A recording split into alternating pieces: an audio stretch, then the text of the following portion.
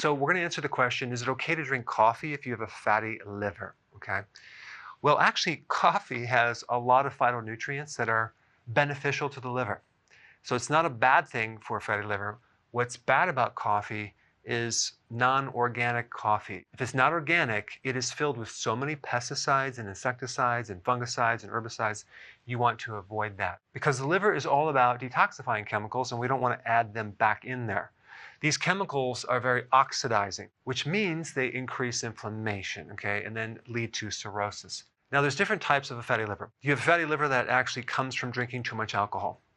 And then you have a non-alcoholic fatty liver, and there's different types. One type would be just a fatty liver. Another one would be fatty liver plus inflammation, which then leads to cirrhosis. So there's several types.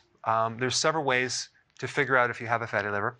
Ultrasound, biopsy, which is invasive, an MRI is a lot better than a biopsy, but an ultrasound might be the best way to determine if you have a fatty liver or not. Now, if you look up information about a fatty liver, it'll say that fatty liver is one factor of the metabolic syndrome.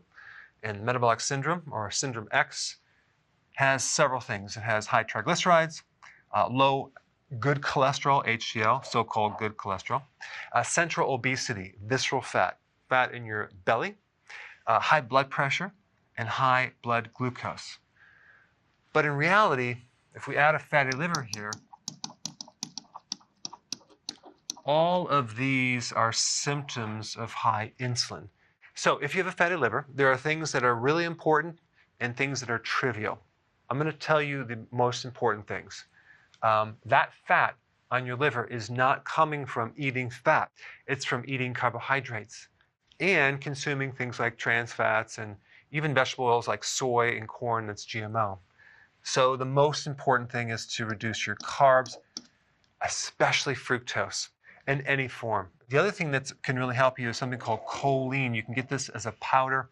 Choline will strip the fat off your liver. It just so happens that egg yolks are really high in choline. Betaine hydrochloride is really good for the liver as well, stripping fat off the liver. A lot of greens, as in vegetables, can help you. And then, of course, intermittent fasting keeps your insulin low so your body can use the fat off the liver as fuel. So what happens with a lot of people is that they are consuming too many carbs, they have high blood glucose, and all this glucose has to go somewhere. So it's being converted into fat, into the fat cell. And there's a point where your fat cells get so stuffed, it leaks out and it spills over around the fat cells. And it starts building up around the organs. And so the body will start shoving it into spaces around the abdominal cavity, around the viscera, around the belly, and then also in the liver as well. So we have this supersaturation of fat throughout the entire thoracic cavity and then the cavity down here in your gut. So when you see people with a belly, you know there's also that fat on the liver as well. What's interesting is that 9 out of 10 diabetics that are overweight have a fatty liver. Why is that? Well, because they all have high blood glucose. That's why. Okay, so intermittent fasting, very, very important. Vitamin E is very important because the amount of oxidation that's occurring with the high sugar.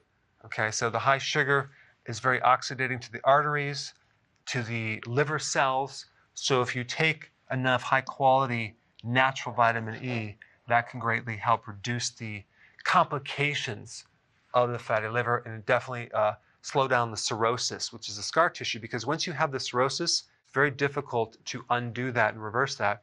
And you pretty much get on the liver transplant list when that happens. So the best thing to do is to avoid that and prevent it. So in summary, the liver is a really important organ in detoxification. So we don't want to start putting more chemicals in there. Do your organic coffee. Personally, I do coffee. I do 1 small cup in the morning. All right, thanks for watching. Hey, if you're liking this content, please subscribe now, and I will actually keep you updated on future videos.